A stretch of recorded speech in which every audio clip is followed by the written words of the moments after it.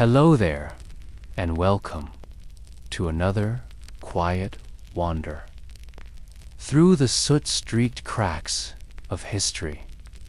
Maybe you're listening in the middle of the night, or maybe the world around you is just beginning to slow down. Wherever you are, and whenever you've arrived, I'm glad you're here. Tonight, we won't walk through grand castles or sit beside kings. There are no trumpets, no polished boots, just ash and silence.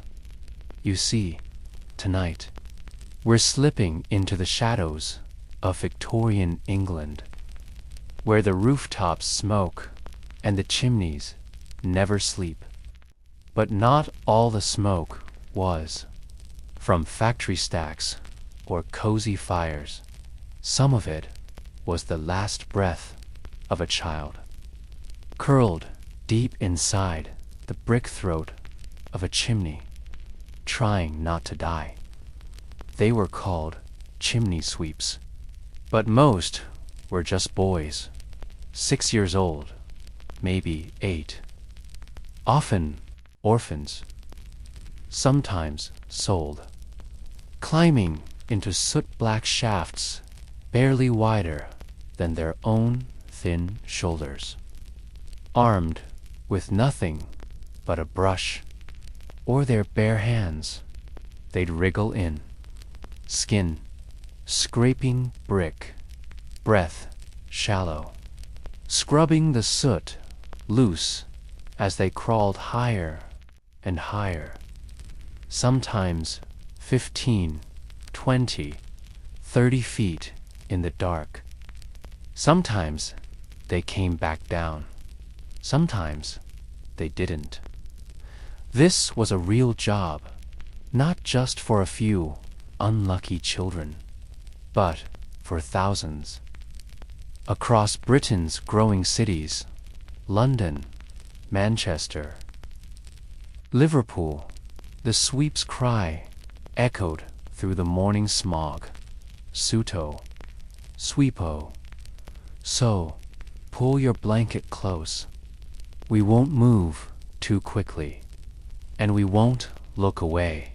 And if you find yourself drawn to these forgotten corners of history, these slow, dusty stories of lives long overlooked, feel free to subscribe. There's always more to remember, more to wander through together, because tonight we'll follow their tiny footsteps into the narrowest shafts of memory, where boys disappeared behind bricks and the world simply carried on. Let's begin with the life of a chimney sweep. You wake before the sun, but not because you choose to.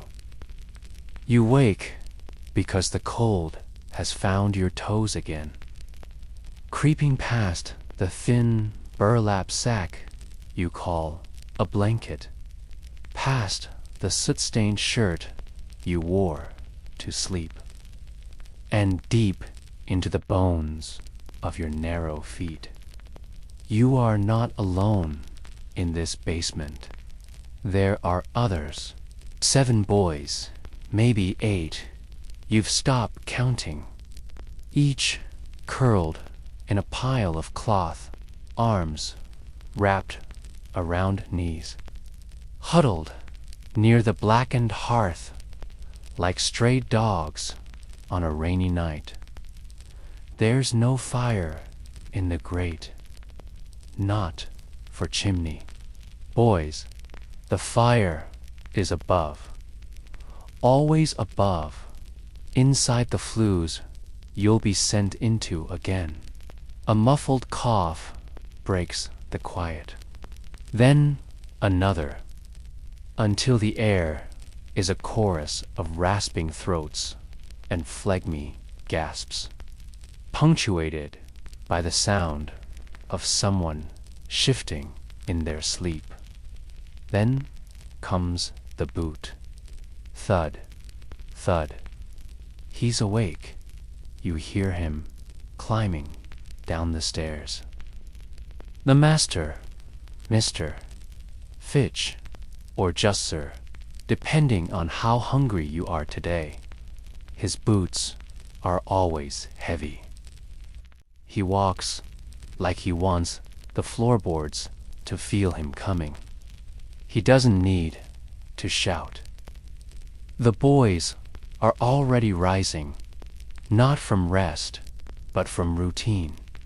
Like flues in a chimney, you were meant to be vertical.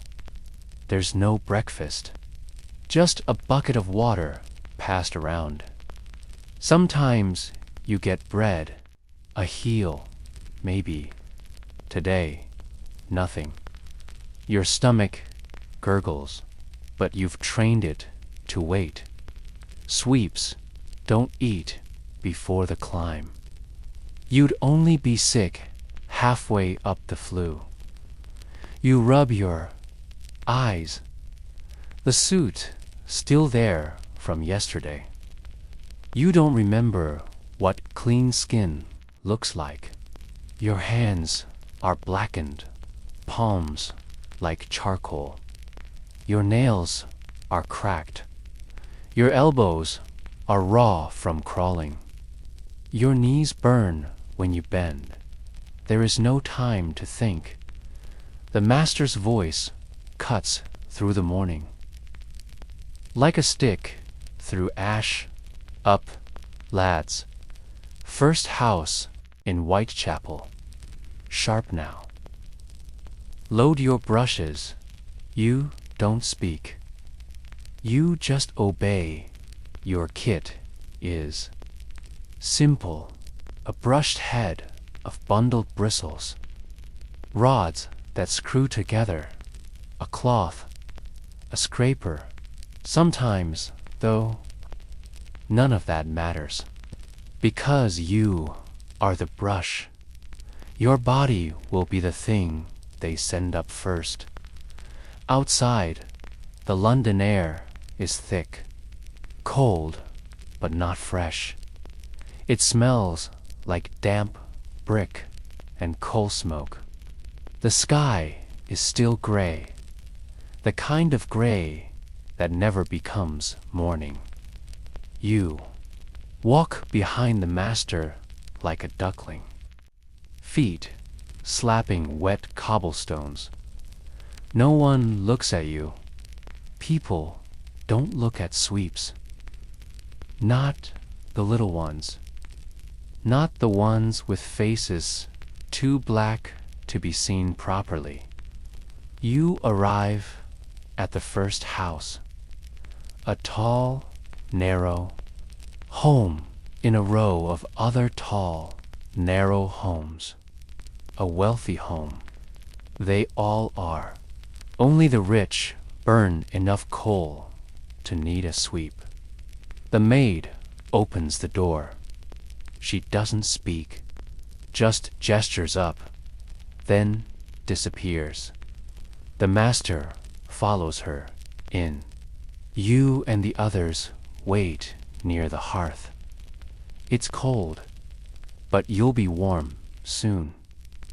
Too warm. You kneel down. A boy is chosen today. It's you. You try not to react. The flue is narrow, barely 10 inches across. You've done worse. Still, you know what's coming. The master wraps a cloth around your face, but it won't help. He checks your limbs, nothing broken. And then he gives the signal. You crouch, place your hands into the hearth. Feel the rough brick against your knuckles. You begin to climb. There is no light inside a chimney, only soot. It lines everything. The brick, your fingers, your lips. With every inch you rise, you inhale it, tiny black grains settling into your lungs. You twist your body like a worm. Your back arches one way, then another. Your knees scrape. Your spine presses into the wall. You breathe through your mouth. You try not to cry. Soot sticks to sweat. Your skin becomes glue. The higher you go, the hotter it gets. Some chimneys are still warm from the night's fire. Your palms blister against hot brick. You grit your teeth and keep going. Above, it narrows. Every chimney narrows near the top. You know this. You try to slow down, to adjust, but your foot slips. A burst of soot falls into your eyes. You hold still. You've done this before. You calm your breath. Feel the pressure in your ribs. Too tight, always too tight. You begin again, inch by inch. The world has disappeared. There is no sky, no sound. Only brick and soot and the slow thunder of your heart. You've stopped thinking. That's the trick. You don't think when you climb. You just keep moving, because if you stop, well, you don't stop. Asterisk, your knee finds the next ledge. Just a chip in the mortar, really, but enough to push off from. You dig in your elbows, pull upward. The shaft tightens again. Now your ribs brush both walls. You can't fully turn your head. The back of your neck grazes something sharp. An iron bracket may be left behind by a builder who never thought someone like you would be crawling past it. You blink, but your lashes are heavy with soot, clings to your skin like oil. The air gets hotter the higher you go, sometimes dangerously so. It means the flue's still warm from the fire used last night. The bricks hum with leftover heat. Your hands begin to sting. Your knees ache. And the sweat, oh, the sweat makes it worse. It mixes with the soot and turns your body into a paste of black sludge. Your shirt sticks to your back. You feel your breathing quicken, but you mustn't panic. Panicking is how boys get stuck. They call it chummying. It's the worst fear. 1 second you're crawling. The next, your knee wedges tight between 2 bricks, and you're caught, pinned, like a rat in a pipe. You've heard the stories. Everyone has. Boys stuck for hours, screaming into the brick. Or worse, too afraid to scream. Sometimes, the master sends another boy up after them. Sometimes they never come out, but not you. Not today. You press on. You reach for the brush rods passed up behind you in pieces. Sometimes you drag them. Sometimes you scrub by hand. This flue's tight enough that your elbows do the work. You feel the scrape of brick and the crumbling soot loosening above your head. It falls into your mouth. You spit or try to. There's no room. You can't cough either. Not really. There's not enough air. Some flues open into side chambers. Little brick bellies where smoke once gathered. If you're lucky, you find one. A place to pause. But this flue is a straight shot. You keep going. Eventually, after minutes, or maybe hours, you see it, a glow. Not light, not really, just a less darkness. The chimney pot, you've made it. You reach out and tap the inside of the chimney pot 3 times. A signal. Down below, someone hears it and shouts confirmation. You let out a breath you didn't. No, you were holding. Then comes the worst part. You have to climb back down. It's harder than going up, more dangerous. There's less to push from, fewer handholds. Gravity works against you. And you're tired. So tired. Your fingers don't quite close properly anymore. Your jaw is locked with soot. Still, you descend. Your feet scrape brick. You lower yourself 1 inch at a time. You think of nothing. You feel only the heat, the dust, the weight of your own body pressing in on you from every side. Then, suddenly, your hand finds the hearth ledge, and there it is, light, not sunlight. No, but gray morning light slanting in through a window, filtered through coal smoke and street grime. Still, to your eyes, it's blinding. You fall out of the fireplace with a thud, collapse on your hands and knees, spitting black dust into the floor. You're covered from head to toe in soot. Your shirt is soaked. Your elbows are bleeding, and yet you survived. Again, the master doesn't say, "Well done." He doesn't look at you at all. Just checks the hearth, rubs a clean white cloth inside, nods in approval at the absence of soot, and walks out of the room. You're already wiping your face, or trying to. It never really comes off, just smears around. Another boy hands you a rag. He's next, but you don't go home. You don't get to rest. There's still more work to do today.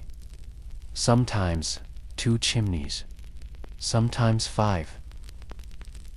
Depends on the houses, the neighborhoods, the mood of the master.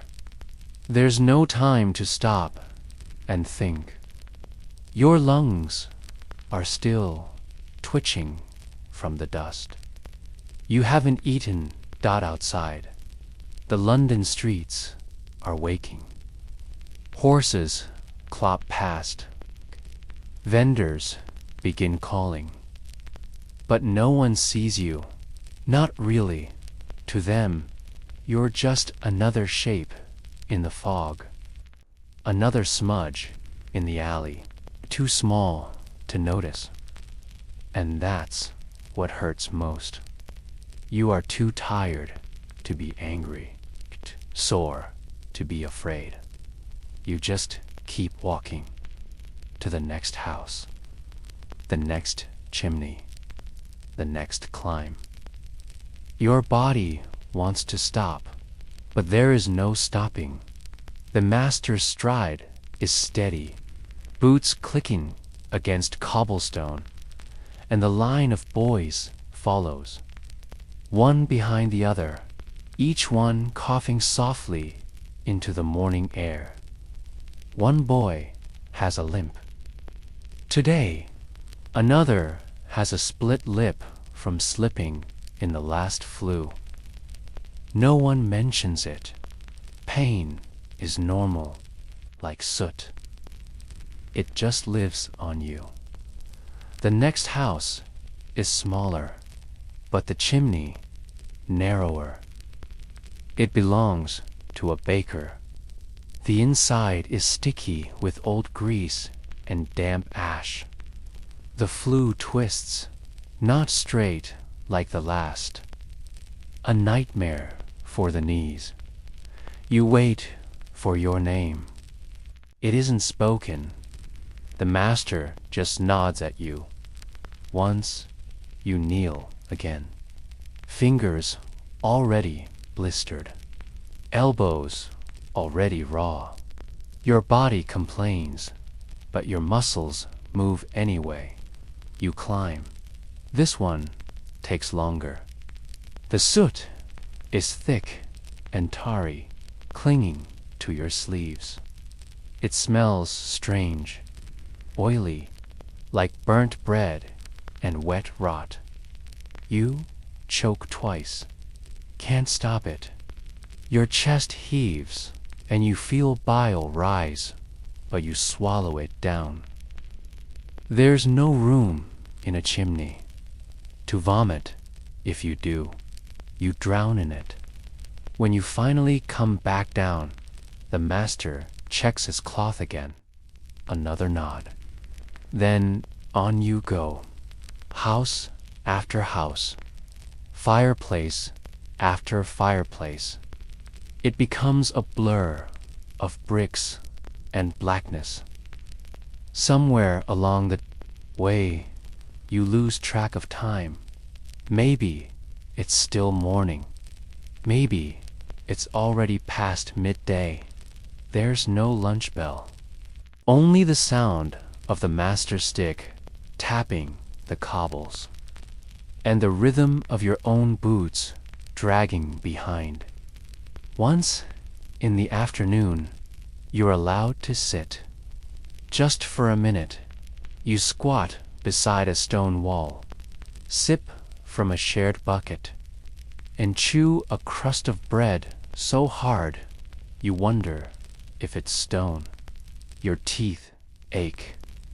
Your gums bleed. A boy beside you is sleeping, sitting up.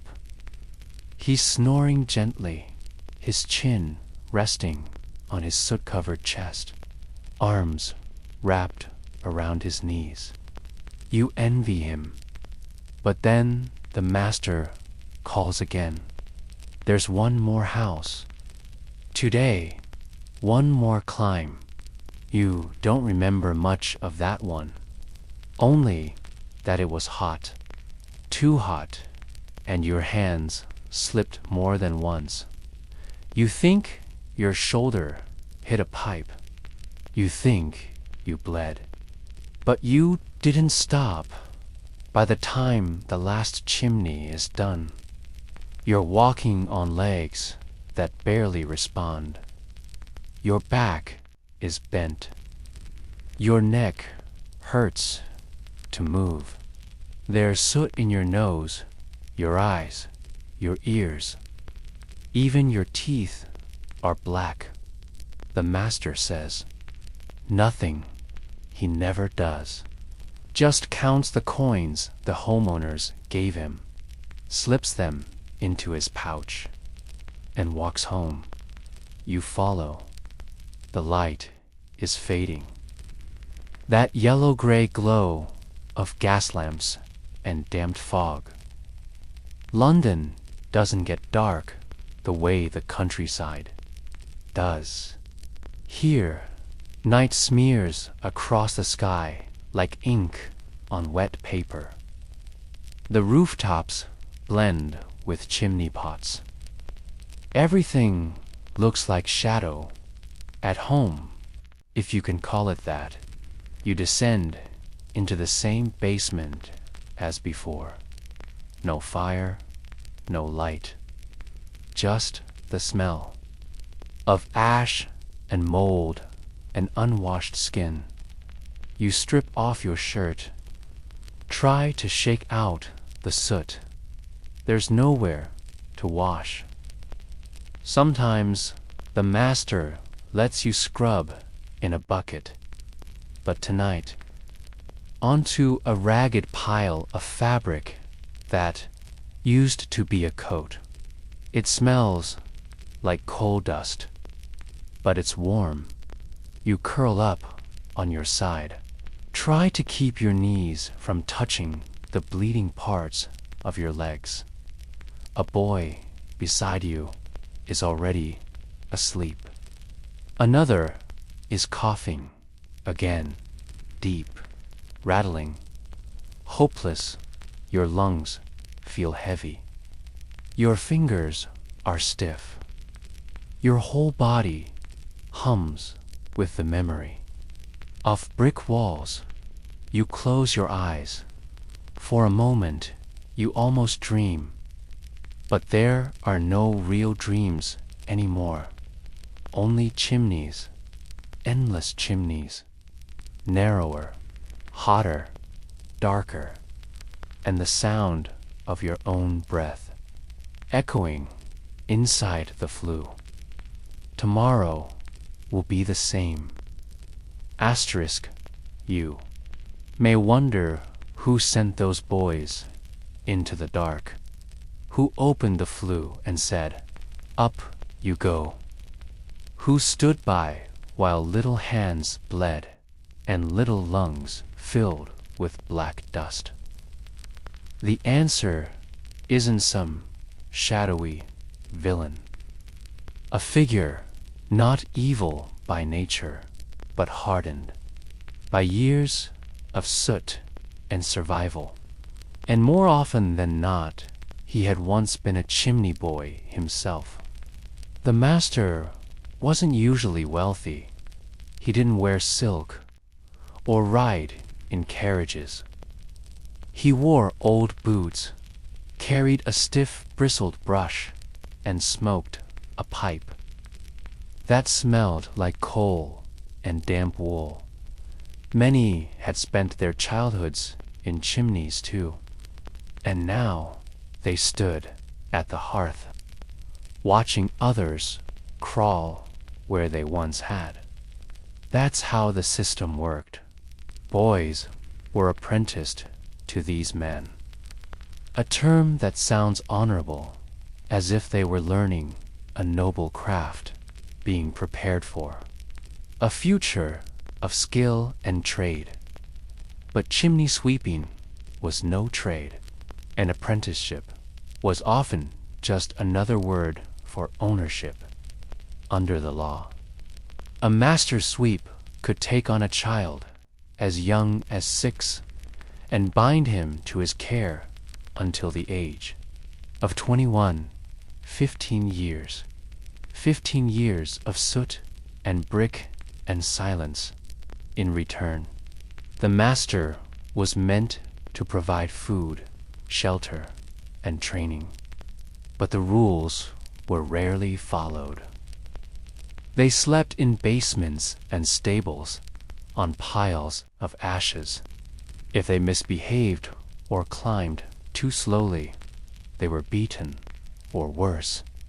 The contract was legal, signed in ink, stamped with a seal. It was the law's way of making their suffering look civilized. And once a boy was bound, there was no going back, even if he cried, even if he begged, even if he ran. If a sweet boy escaped and was caught, he would be returned to his master, punished, starved, locked in a chimney all night to learn obedience, because, as far as society was concerned, he was property now, apprenticed, owned. Some masters were cruel. Some were only tired, but nearly all of them accepted the system, because the system paid. More chimneys meant more money, more houses swept, more coins in the pouch. And the smaller the boy, the more valuable he was. So the master made sure his boys stayed small, fed them scraps, kept them underweight, sometimes pressed their backs as they slept, hoping to slow their growth. And when they got too big, they were sometimes tossed aside, sent to the streets, replaced with new ones. A chimney sweep's value had nothing to do with strength, only size. The more bones you could squeeze through a flue, the more you were worth. And so the masters kept their flocks thin, fearful and loyal. Some used affection, calling the boys lads, offering the occasional sweet or warm corner. Others ruled by fear, with canes, with fists, with fire, payras. There were no inspectors, no school visits, no Sunday letters to check on the child's well-being, only the sound of coughing boys in the dark. The master's sweep walked ahead, and the boys followed because they had no choice, not in a world where the contract mattered more than the child, not in a time when being poor meant being invisible. And if the master had once been a sweep himself, well, that was just the way of things. You crawled until you couldn't. Then you stood beside the hearth and told the next child, "Up you go." But where did they come from? All these boys with hollow cheeks and blackened hands. They came from the workhouses, mostly, or the gutters, or the arms of desperate mothers who had no coin left to give and no bread to keep their babies alive. The cities were full of them, unwanted children, forgotten ones, sleeping in alleys or crowding into charity wards, stacked like bundles of rags in freezing dormitories. And the master sweeps came. Knocking dot, they called it, taking on an apprentice. But everyone knew what it meant. They'd pay the workhouse a few shillings, a small price for a small body, and walk away with a new climbing boy. No questions asked, no papers really needed. Sometimes not, and a child who would never belong to himself again. Other times, they bought them outright, from parents too poor to say no, from streets too cruel to care, from orphanages that needed fewer mouths to feed. And so the child became part of the team. But joining wasn't enough.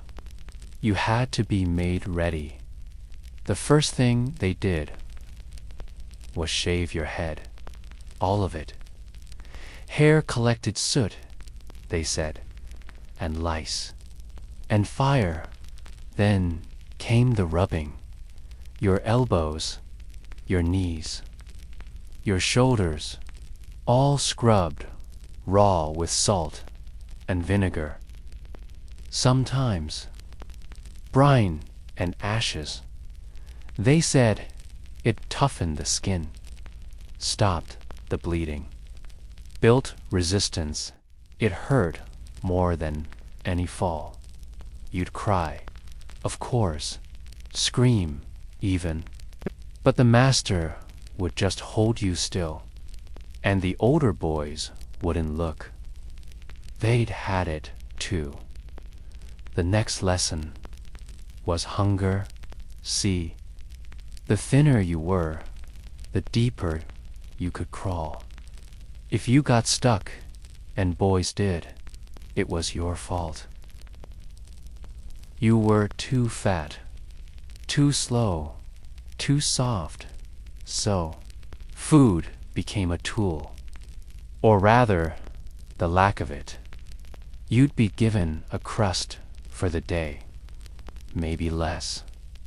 Bread so stale, you had to soak it in water just to chew. A splash of broth, a slice of onion. Some days, nothing, because a hungry boy was a climbing boy, a desperate one. And desperate children don't disobey. If you refuse to climb, they said you were lazy, ungrateful, spoiled. Some masters punished disobedience with beatings. Others got creative. A favorite trick was the fire trick. They'd light a small flame in the hearth. Not enough to burn, just enough to make the bricks above warm. Then they'd send you in. The further you crawled, the hotter it got. You'd scream. But the master would call up sweetly, "Best hurry, lad. It's warm in there, isn't it?" It wasn't just cruelty. It was control. It was training. They didn't want brave boys. They wanted obedient ones, children who stopped crying, who stopped asking, who stopped dreaming of anything beyond the chimney wall.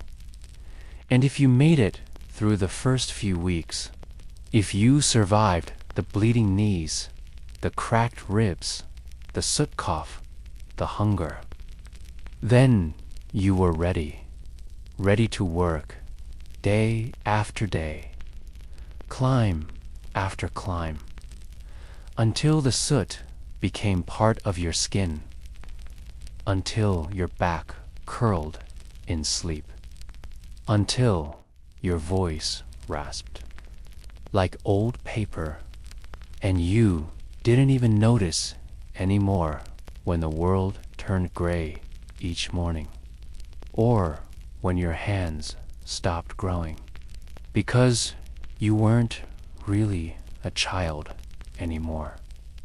You were a sweep, and the master had made you into one the same way he'd been made himself, with fire and silence and salt in the skin. Asterisk, that's how the system trained them. That's how it was passed down, from boy to master, to boy again. But not everyone looked away. There were voices, not many, but enough to stir the dust now and then. A bishop here, even a poet once haunted by the sight of soot-covered children coughing on the steps of Parliament. They tried to raise the alarm, wrote pamphlets, sent letters to editors, published drawings, tiny boys trapped in vast flues, limbs twisted, faces blank with fear. Some even went door to door, knocking on the parlors of wealthy homes, asking housewives to please stop hiring sweeps who used children. They called it wicked. They called it unchristian. They said it must be stopped, and the government eventually listened, or pretended to. In 1788, the first Chimney Sweepers Act was passed. A landmark moment, they said. It required that all apprentice sweeps be at least 8 years old, that they be voluntarily apprenticed, and that they wear a proper badge of identification. But no one enforced it.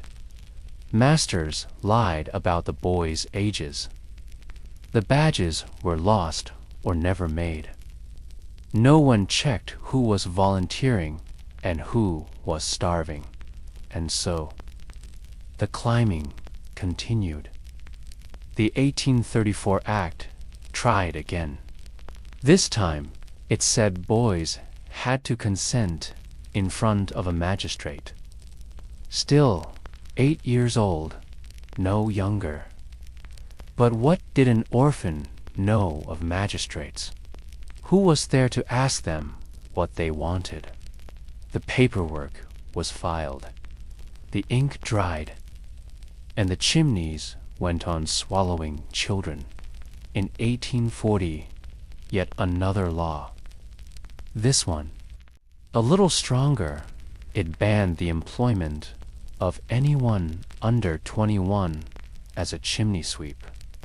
The practice was now technically illegal, and yet, in basements across London, boys still curled into soot-covered shapes, still woke before dawn, still vanished into the flues, because the law had no feet, no eyes, no hands, and the masters had no reason to fear it. Inspections were rare, fines were small, and enforcement, well, that depended on someone caring enough to complain. Certainly not the customers. Their chimneys were clean. Their fires burned well. The sweep was out of sight before the second cup of tea, and the boys, they didn't complain either, because they knew what happened when they did. So the public turned away, closed their curtains, hummed to themselves when they passed the dirty children in the alley, assumed the system was legal because it had always been there, because nobody wanted to believe that the warmth in their hearth was bought with bloodied knees and 6-year-olds suffocating in silence. Some did care. People like Jonas Henway, who campaigned until his death to end the practice, or Lord Shaftesbury, who begged Parliament to listen. But laws meant little without pressure, without outrage, without demand, and there was always something more urgent: a war, a budget.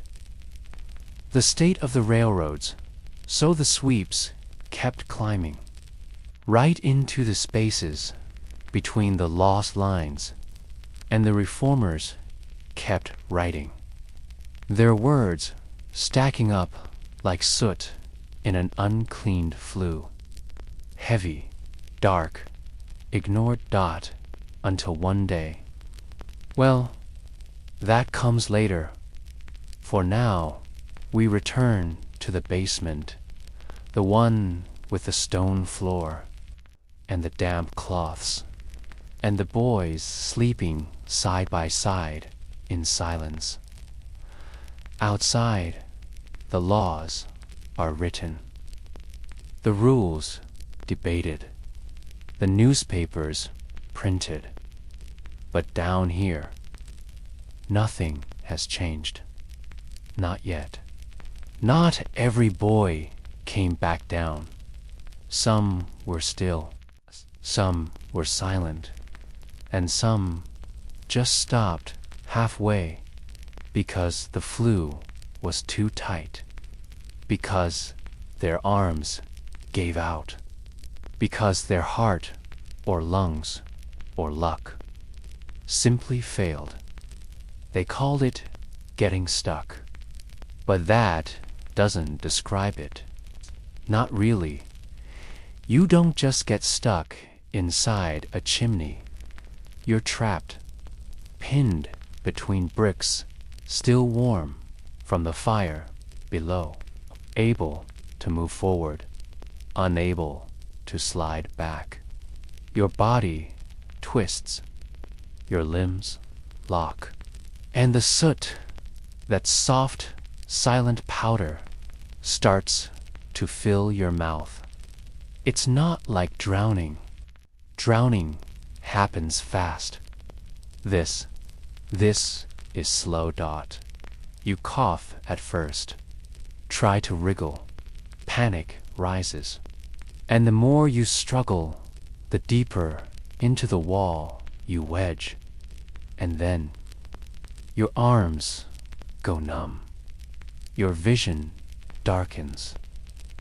The soot steals the last of the air, and you're still just a child, clutching brick, unable to scream, dying in the dark inside someone else's home. It happened often, too often, but it wasn't just the climbing that killed. It was the aftermath.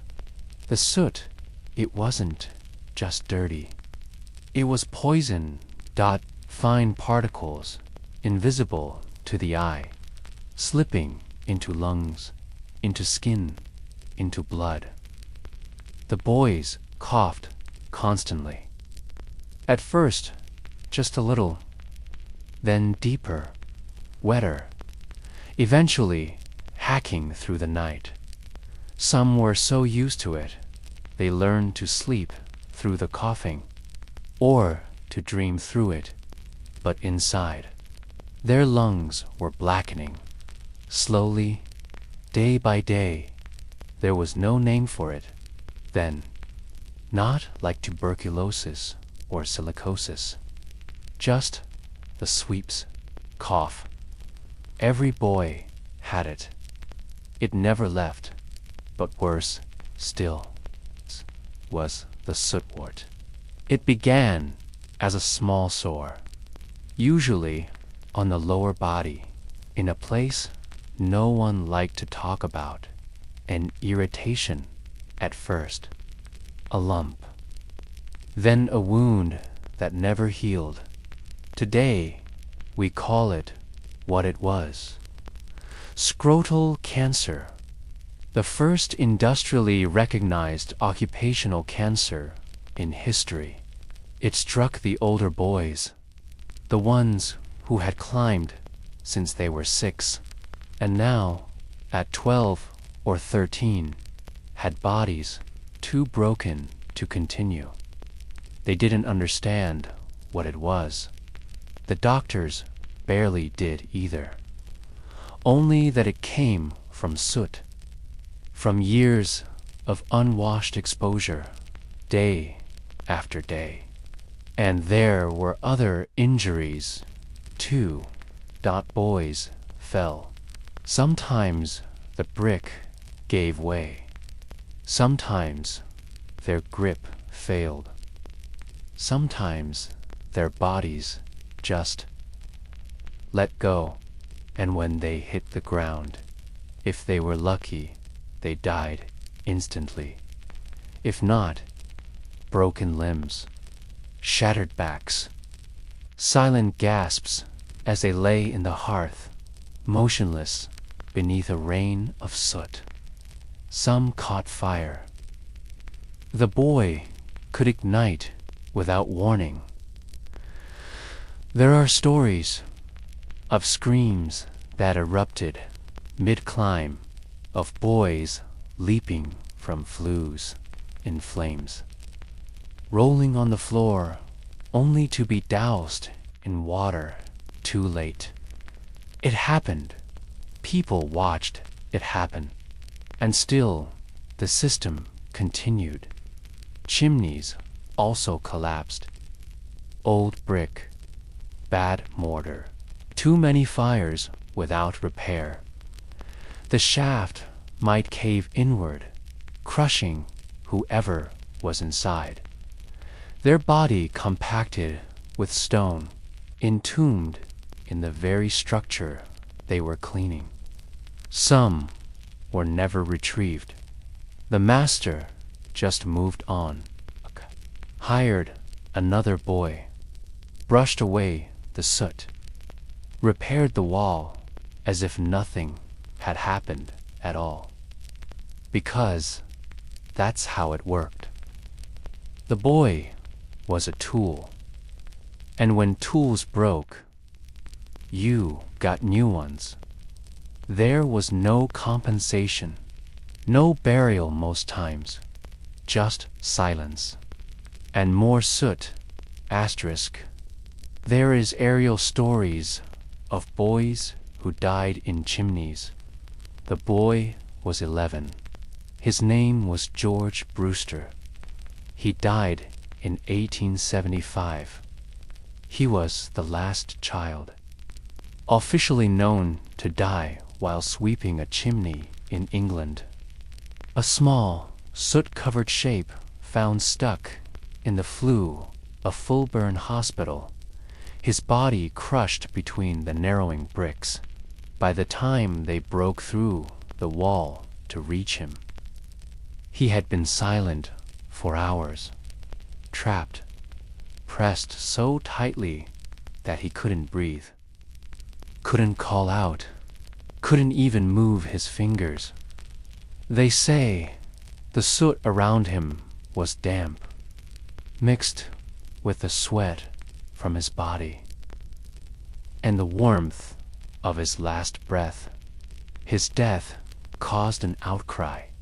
The newspapers wrote about him. The politicians used his name in speeches. A new law was passed. But George wasn't the first. He was just the last one they paid attention to.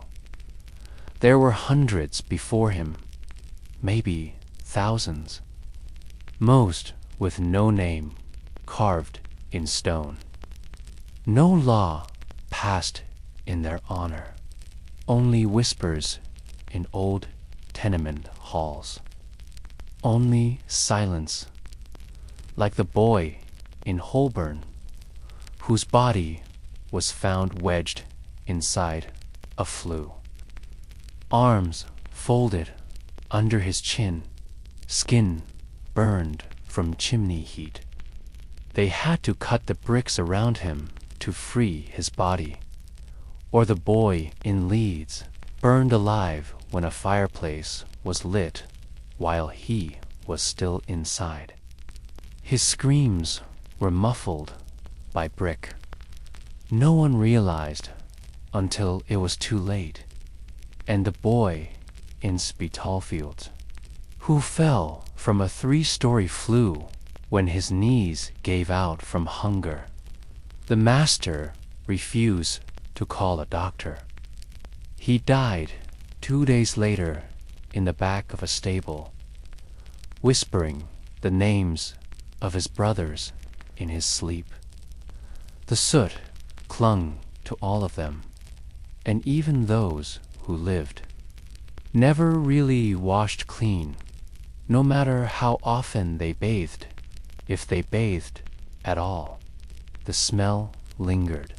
The older sweeps would say it soaked into your pores, that it became part of you, not just the smell. But the weight. You could scrape the skin raw and still feel it. The blackness beneath the surface, it crusted into the corners of their eyes, stained their teeth, settled into their scalps like ash in a dead fireplace, and it followed them into sleep. Boys would wake, gasping in the night, clutching at their throats, dreaming of falling, of crawling endlessly upward with no end in sight. They called it chimney fever, but it wasn't fever. It was trauma. They didn't have that word yet, but it lived inside their bones. Some couldn't sleep at all. Some rocked silently in the dark, curled under damp cloths, whispering prayers to no god in particular. Others talked in their sleep, rambling, breathless, sometimes reciting the names of houses they'd climbed, sometimes just repeating the word stuck over and over again. Stuck, stuck, stuck, stuck. And outside their dreams, no one listened. Their coughs blended into the city noise. Their stories were too many to track, too sad to publish, too common to be shocking. So they faded, like soot washed down a drain. But they were there, in every chimney corner, in every flue scarred by fingernails, in every master who looked away, the boys who didn't make it, and the ones who did, but never really came back. Not every chimney was quiet, even after the soot had settled. Some sweeps refused to climb certain flues. They called them dead shafts, not because they'd killed boys, though they often had, but because something in them felt wrong. Cold, even when the fireplace was warm, narrower than they should have been. Still, too still, the masters would scoff. "You're imagining things," they'd say. "There's nothing up there but soot and spiders." But the boys talked, quietly in the basements, under thin blankets, with voices barely above a whisper. They spoke of scratching sounds, late at night, in flues no longer used, in houses where no one lived, soft at first like a rat, then sharper, deliberate, as if tiny fingers were clawing to be let out. Some heard breathing, not their own, shallow, ragged, inhaled through soot-caked lungs.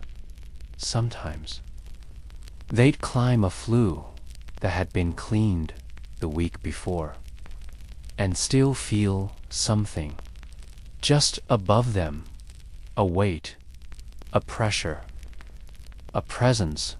The masters didn't listen, but the boys knew. They could tell which chimneys had held someone too long. There was the house in Clockenwell where a new boy refused to go up the drawing-room flue, said he saw something in there, a face, thin, gray, eyes wide open. The master beat him for refusing, sent another boy instead. That boy didn't come back down. The flue was clear, no blockage, but the boy wouldn't move. He was curled inside the shaft, silent, alive, but unreachable. He didn't speak again And then there was the chimney on Rosemary Lane. No one used it anymore, but one of the older sweeps claimed he heard weeping inside. It dot just once, late at night, a child's sob, thin, hopeless, cut off too quickly. Some masters began to notice. Not often, but enough. A cold hearth that never warmed. A streak of soot that reappeared after every cleaning. A house that made the new boys cry before they even entered. Dot. They started using dogs, small terriers trained to sniff fleas, to bark when something was wrong. But sometimes the dogs refused to go near the hearth at all, sat down and trembled, ears flat, eyes fixed on the bricks like they knew something was watching. It became an unspoken rule among sweeps. If a chimney felt wrong, leave it, clean around it. Lie if you must, because even the masters eventually came to admit it. There were chimneys in London that never emptied, not fully. They whispered stories of boys who had died in the flu, but whose bodies were never removed, bricked over, forgotten, and now perhaps remembered in other ways. Flickers of movement just out of sight. Walls that thudded softly in the middle of the night. Ashes disturbed without cause. Ghosts, they said, or echoes, or maybe just memory. So thick, so heavy, it clung like soot to the walls of the world. The boys never made it out, but part of them remained. Still climbing, still searching, still waiting for someone to finally say, "You don't have to go up there anymore." But no one ever did. Asterisk, some said it was progress. Others just called it a brush. Not the old kind, stiff bundles of bristles lashed to poles, but a mechanical device, a modern invention, long, flexible, with segmented rods and rotating heads. It could snake its way up a chimney from the hearth below, scraping down soot as it went, clean, efficient, far safer than what had come before. And yet, the boys kept climbing, even with the machines stacked neatly in tool shops, even with advertisements in newspapers calling them the humane alternative, even when reformers stood in Parliament holding up diagrams of the new technology. The children still rose in the FLUES. Why? Because the brushes didn't bend just right. Because some chimneys turned at awkward angles. Because the old bricks crumbled easily under pressure. Because some houses were too narrow for tools, but not too narrow for children. But more than any technical excuse, it was this: children were cheaper. You didn't have to replace them every season like you did a brush. You didn't repair them. You didn't oil them. You didn't carry them home in a canvas sack and keep them out of the rain. Once you bound a boy as your apprentice, he was yours for years. The law said until the age of 21, but no one enforced the law.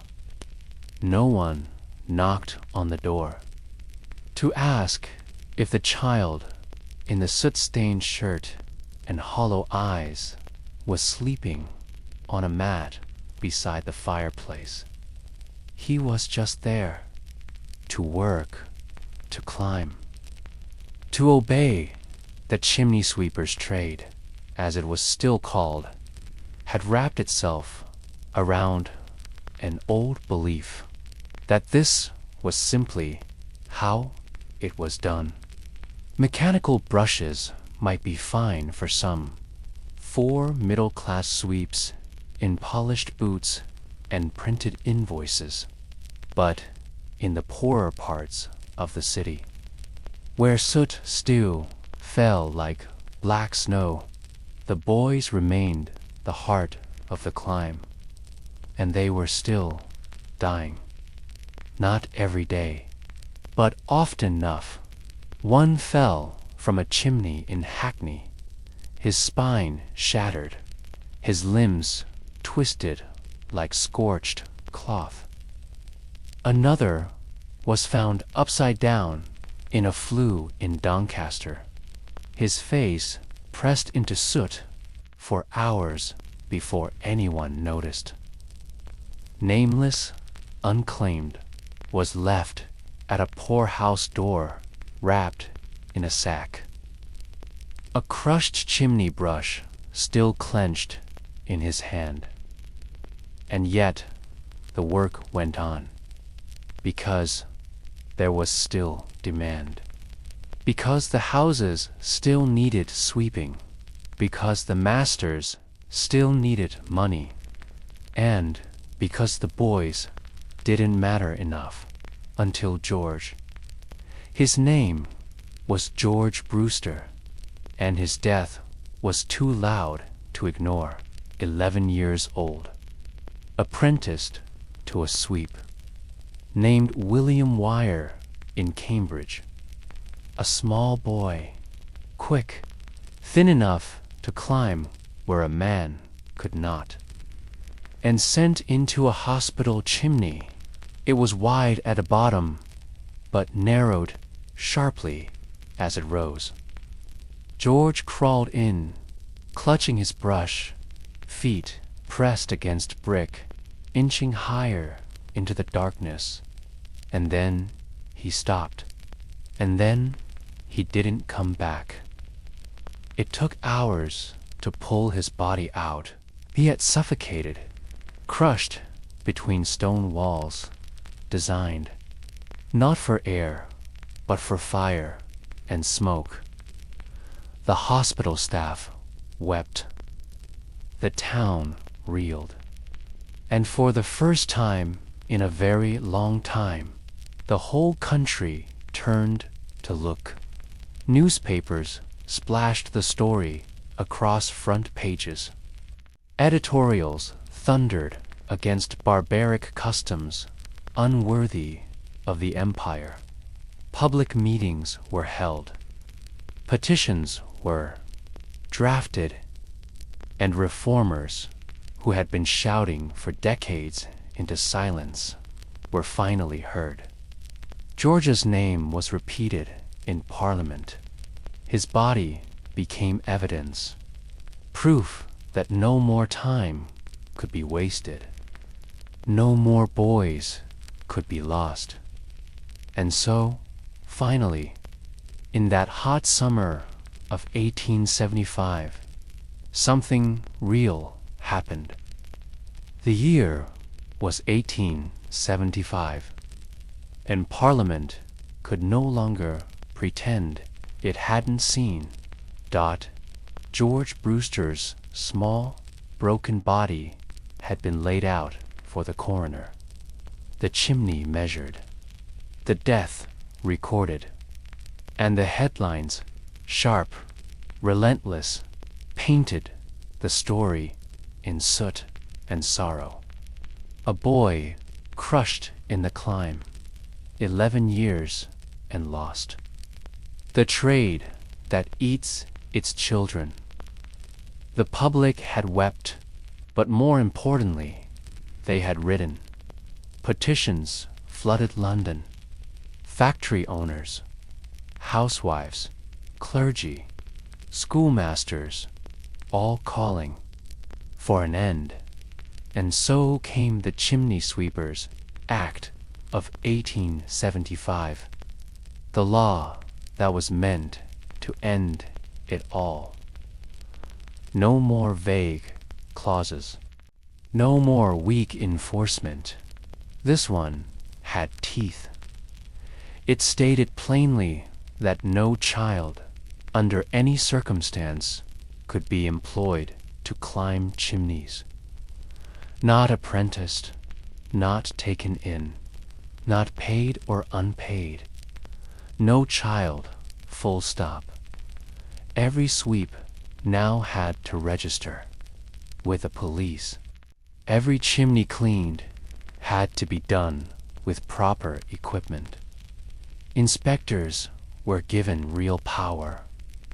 Violators could be jailed. The act was immediate and for once held, but not everyone obeyed.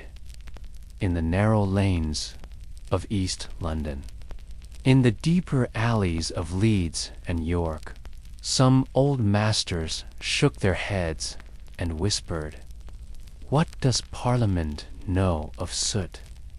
They saw the act as an insult, as interference, as nonsense from men in wigs who never scraped a flue in their lives. And some continued in secret. They kept the boys quiet. They told them to climb at dawn, used side entrances, bribed inspectors, pretended the tools didn't work. A few were caught. In 1876, a sweep in Birmingham was fined for sending a 10-year-old boy up a baker's chimney. He claimed the child had begged for work. The judge wasn't moved. Others faced prison time, short but real. A few months behind bars, enough to warn the rest. Slowly, the fear spread, and with it, compliance. Brushes were dusted off. Poles were repaired. New tools were finally used as they had been intended. And for the first time in over 100 years, the flues were empty of children. That doesn't mean the trade vanished, only that it changed. Adult men began to do the work, using the new rods, the improved designs. Chimneys were cleaned from the bottom now. Cleaners wore aprons and carried certificates. They charged more. They took longer. But they didn't die inside the brick. Some sweeping families adapted. The masters grew old. Their sons took over modernizing, training as engineers instead of child breakers. A few retired altogether. The trade no longer profitable without its army of little bodies. And just like that, something ancient began to end. It didn't happen in a single year, or even in 5. But by the 1880s, the days of the climbing boys were, for all practical purposes, over. No more wake up, lad. No more salt on the knees. No more soot scraped from ribs. No more arms stuck inside black stone. What had once been an ordinary job, as expected as the milkman or the lamplighter, was now viewed with something closer to horror. The people began to reframe the past. What once was seen as tradition was now tragedy, and those who had sent boys up the flues, they didn't brag anymore. They grew quiet, ashamed, sometimes, defensive, often. You could still find them, those older sweeps with knotted hands and gray stubble sitting outside pubs, swearing under their breath. We did what we had to. They were orphans anyway. It was a living, wasn't it? But the world had changed, and so had the chimneys. They grew wider, cleaner, safer, and the boys, well, some were too damaged to go on. Some became laborers. Some died of coughs that never left. A few tried to forget. A few never could. And the echo of their climb, of bare feet on brick, of coughs in the night, of silence where voices should have been, never quite faded. Asterisk. And when the chimneys grew quiet, what happened to the boys?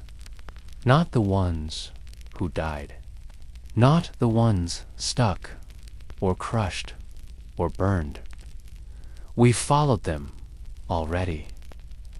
But the survivors, the ones who made it out, who climbed until the climb was over.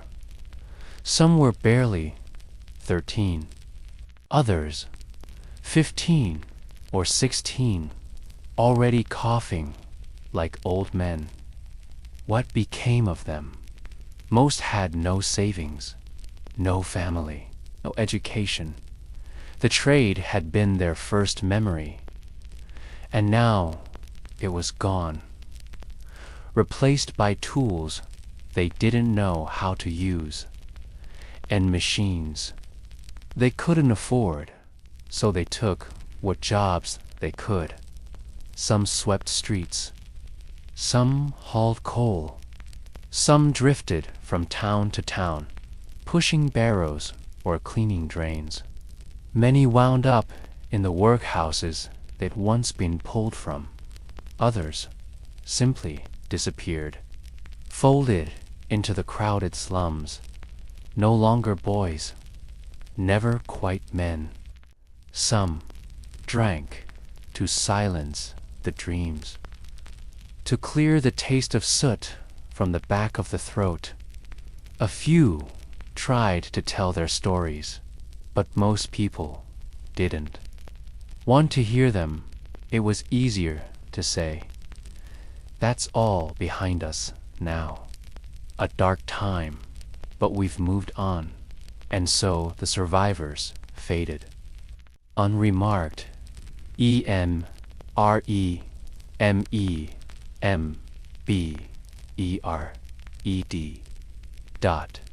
Except by a few.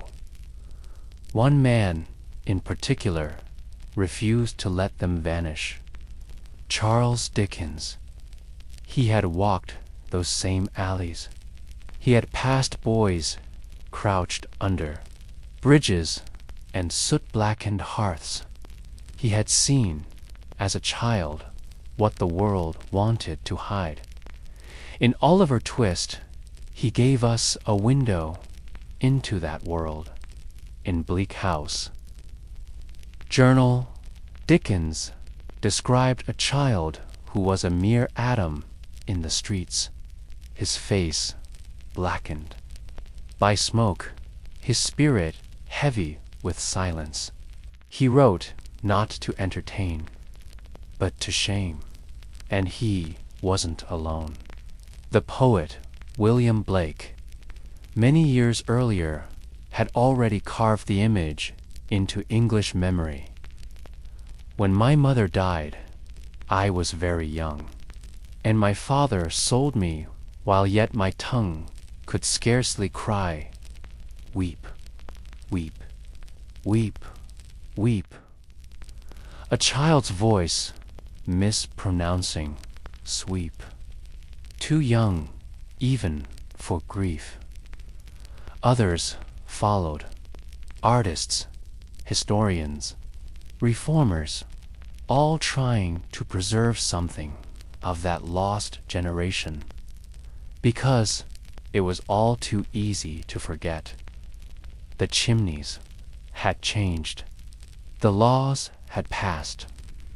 The soot was gone from the streets, but beneath the floorboards of older houses, inside the bricks of Victorian hearths, the past still lingered.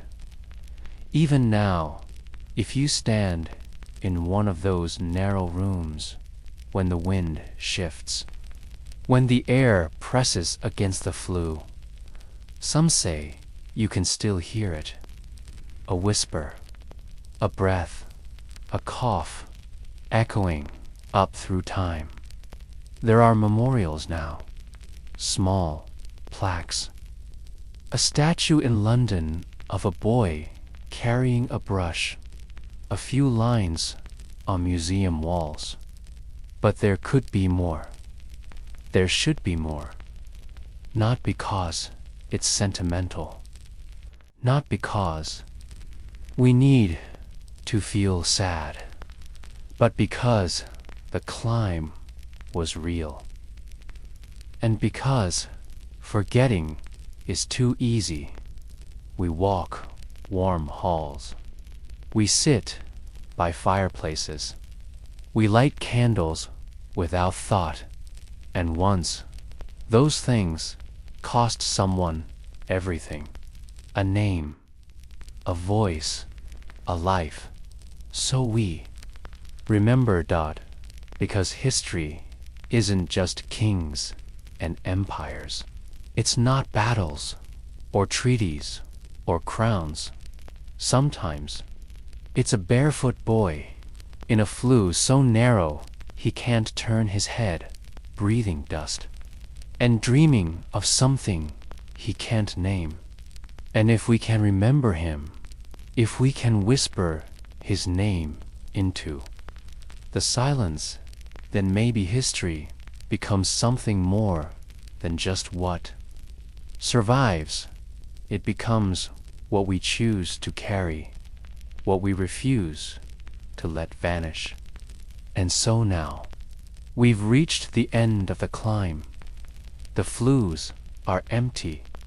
The hearths have cooled. The brushes are packed away. The boys, those silent, sooty children who once scaled the chimneys of England, have long since vanished from the brick, but not from memory, because if we listen closely, if we sit in a quiet room, if we breathe and remember, we might still hear them. Not their cries, those are gone, but something softer, a sigh, a footstep, a breath of soot on stone. The world moved on. Laws changed. Tools replaced small hands, and that's good. But something was left behind. Just in the soot-stained bricks, but in the stories, in the silence. So tonight, as you drift off, maybe you'll carry just one small piece of that with you. Not as fear, not as sadness, but as a kind of remembering, because history isn't just what we put in books. It's what we choose to keep alive. And tonight, we kept something alive. A name, a whisper, a boy in a chimney, long, long ago. Thank you for walking with me. Sleep well. and dream gently.